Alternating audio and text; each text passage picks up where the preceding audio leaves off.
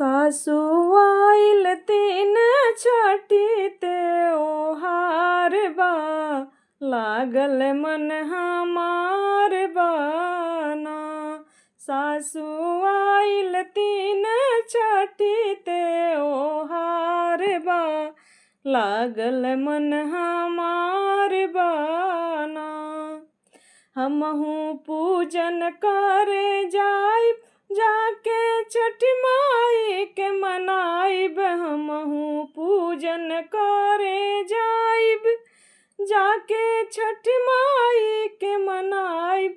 छोटकी बड़की गोतनी ननदी सब तैयार बा, लागल मन हमार बाना।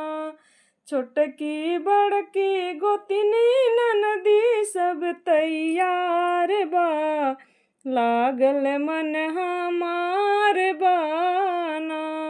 सासु आइल तीन छठी ते ओहार बा, लागल मन हमार बाना।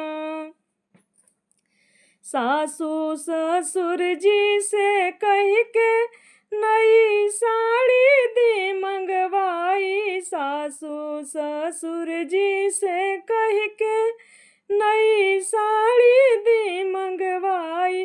साथे पूजन बद जतना सामान बा, लागल मन हमार बाना।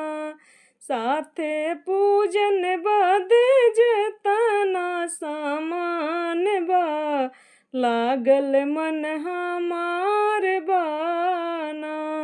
सासु आइल तीन छठी ते ओहार बा, लागल मन हमार बाना।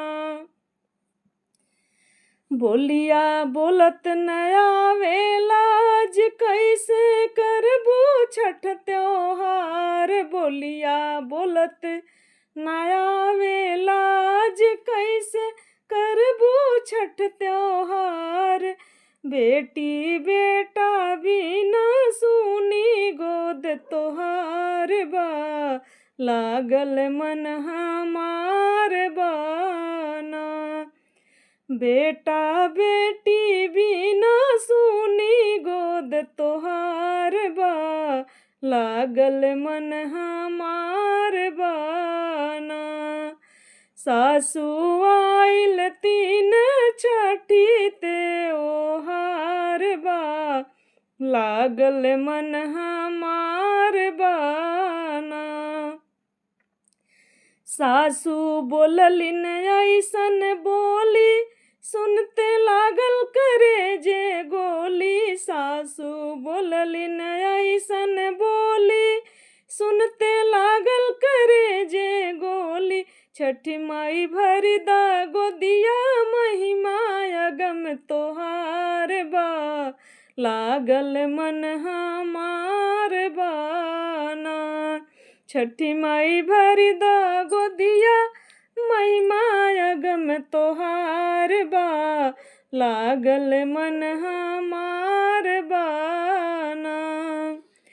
करबो जिंदगी भर गुणगान, तुहरे महिमा के बखान। तुहरे महिमा के बखान, तुहरे महिमा के बखान।